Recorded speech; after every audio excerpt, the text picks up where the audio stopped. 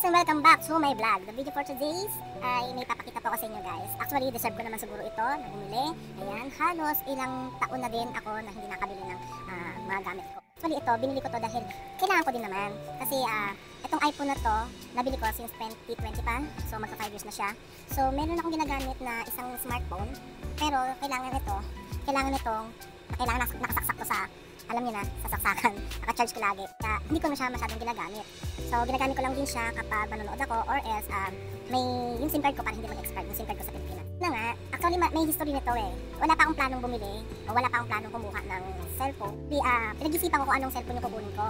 Kasi ilang months akong naghahanap sa mga Facebook, sa mga YouTube, sa mga nagre-review kung ano yung much better na smartphone. Kasi ayoko na po talagang bumili ng iOS aside sa masyado siyang expensive. So tama na po sa akin yung isang iPhone na nagagamit ko.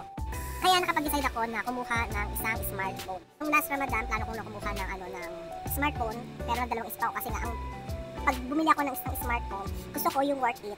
Hindi siya ganong kamahal, pero worth it na nagagamit ko sa mga pictures, sa pag-video. Ayan, kagaya na to, pwede ko siyang gamitin sa pagbablog ko. Ang best na po ako nag-attempt. Every time na may oras akong pumunta ng Jarier, pumupunta ako. Kapag may mga nakikita ko sa mga online, sinesearch ko, ayun. Actually, meron ako na nagustuhan before, yung Poco. Pero may friends kasi ako na nagbebenta ng cellphone sa Pilipinas. Sabi nila, hindi nga raw maganda ganyan. So, may mga napapanood din ako ng mga reviews nyo regarding sa smartphone na yun. So, hindi rin din siya maganda sa mga pambablog, sa mga pictures, hindi rin din ganun maganda.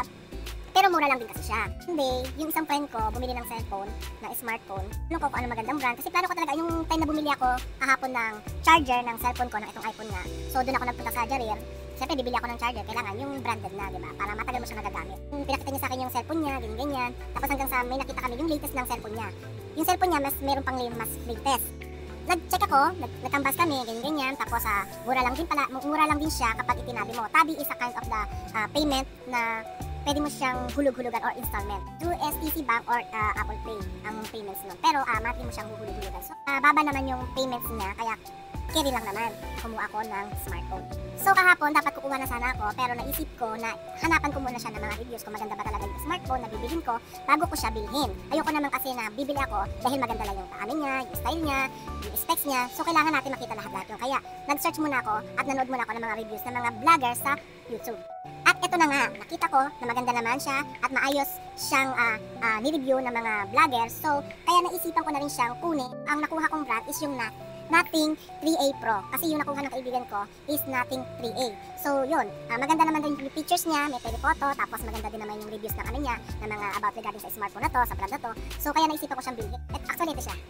Nakuha ko, may dalawang kulay siya, black tsaka gray. So, ito, i-unbox na po natin siya guys. Nakasil pa. Kanina, pumunta na po kami ng kaibigan ko para bilhin ito. Tapos, ayun, kinuha na namin siya. So, ito na nga, i-ano ko na siya, i-unbox ko po siya. Medyo matagal.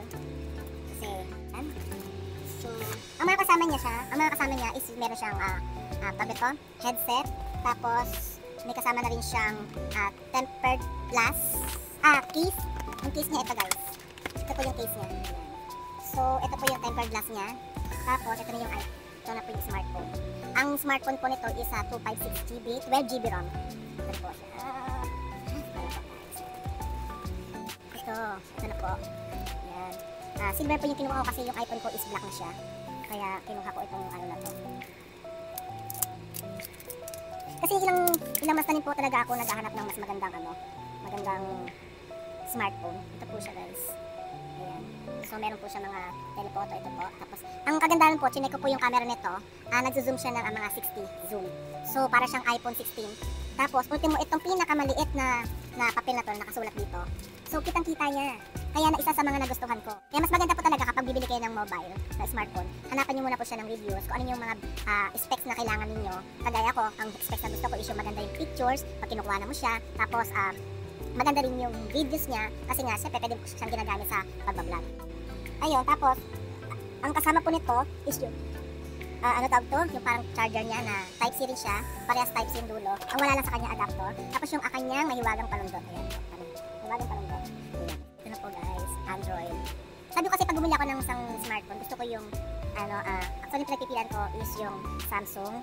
So very expensive po talaga siya. Hindi talaga kaya ng bulsa ko yung Samsung na yon. Tapos Honor, isa rin yung sa pinagpipilian ko. Tapos the rest, puro Poco, Infinix na. Tapos nakikita ko parang hindi maganda yung ano niya, specs niya. May mga kulang-kulang, may mga ano. Kasi kaya ito yung napili ko kasi maganda siya sa pang-vlog, sabi sa reviewer ng mga nag-vlog din. Tapos kagandahan din po is maganda rin po siya sa mga gaming. A few moments later. Hindi natin natapos kahapon yung ating vlog kasi ang dami ko pa kasing ginawa sa cellphone ko. Tapos ayun, medyo inano ko na siya, apply na ako ng mga pictures ko dito, tsaka sinat ko na lahat. Kaya hindi ko natapos tong vlog na to kagabi. Sinay ko na rin lahat ng mga pictures, kung ano yung nakita ko doon at napanood ko sa mga viewers. Ayan, maganda po talaga siya pang Instagram, tapos maganda rin po talaga siya pang vlog beginner. Sa mga games, wala akong masabi, practice panalo siya. Medyo may ano lang ako dito kasi dito sa mobile na to, lahat ng mga pictures dito, yan, kagaya niyan, ng mga yan, yung mga apps dyan, iisa lang ang kulay, white color lang siya. Pero pag tinaas mo naman siya dito guys, pag inano mo naman siya dito, ayan, mga may color siya. Kung ano yung mga motif color ng mga apps na yan, yun din na siya. Pero pagdating dito sa sa pinaka wallpaper na yan, ayan, iisang kulay lang siya.